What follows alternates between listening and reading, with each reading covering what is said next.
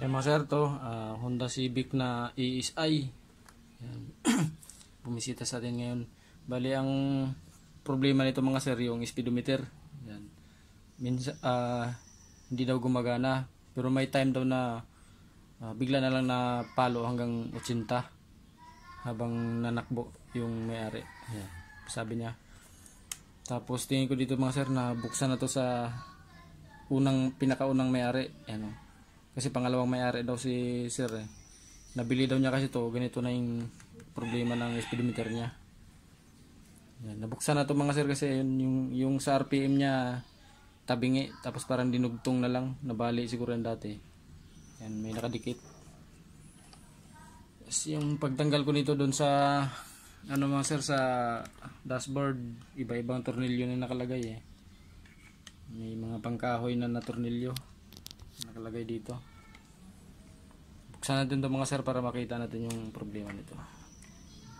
Mabigat to, may nilagay kasi na mahilig daw magpa-forma yung unang may-ari nito eh. Galing pang silang yung may-ari mga sir. Ito na mga sir yung speedometer. Yan.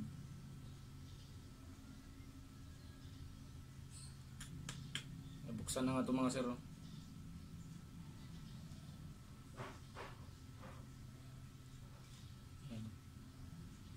Maluwag tong niya. Itong pinakaharap niya maluwag Hindi hinigpitan ng ayos. Tapos tinanggal kasi itong needle eh. Yan, ginalaw nila yung needle dati. Dapat hindi yan ginagalaw mga sir eh. Itong needle na to. Yan, lahat ng needle na yan, hindi yan dapat ginagalaw mga yan eh.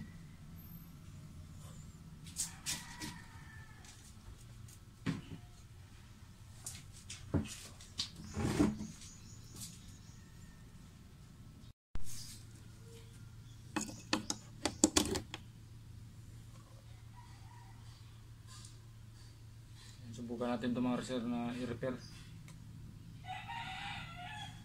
Sana kaya pang i-repair. Nagalaw na kasi. Ginalaw na ng iba eh.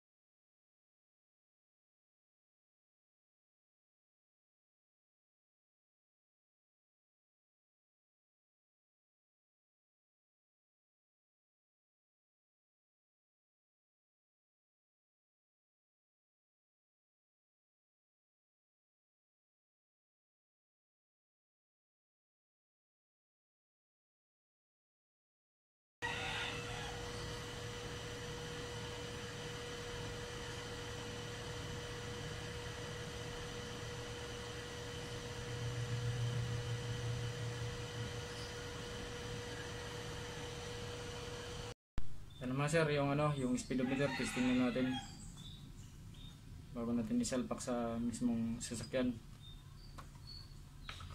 Natin mga sir kung papalo na. Yan, ito mga sir yung speedometer.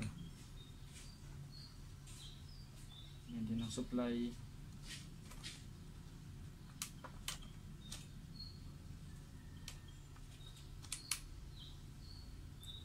Tingnan natin mga sir yung ano, yung speedometer oh.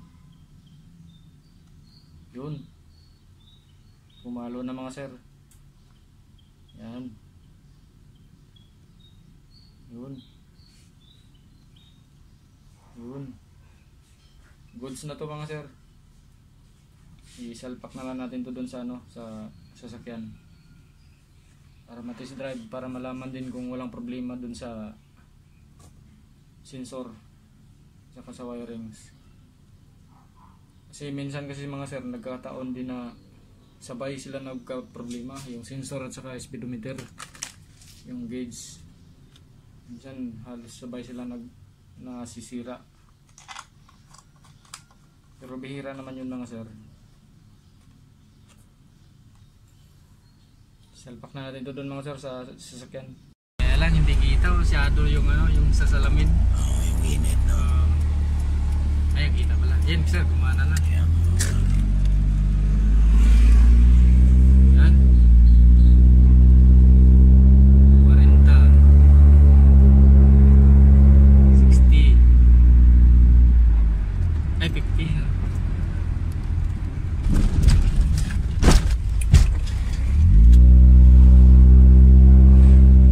Sumasabit sa mga hams, sir.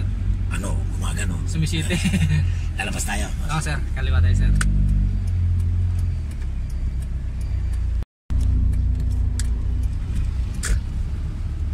May salamin eh, no? Nagre-reflect yung ano ng salamin. Anong init? Dito lang makita halos, oh. Pero ayos na. Ayos na mga sir. Gumana na yung speedometer ni sir. Dati daw biglang pitik lang na yan. Tapos nag-stuck na sa 80. Bababa lang na ulit pagka inop yung makina sir, no? Oo. Pag ano, pag bumitaw sa gas, tapos nagpreno. Sa gas. Yun, saka lang siya babalik. Yan, ngayon ayos na.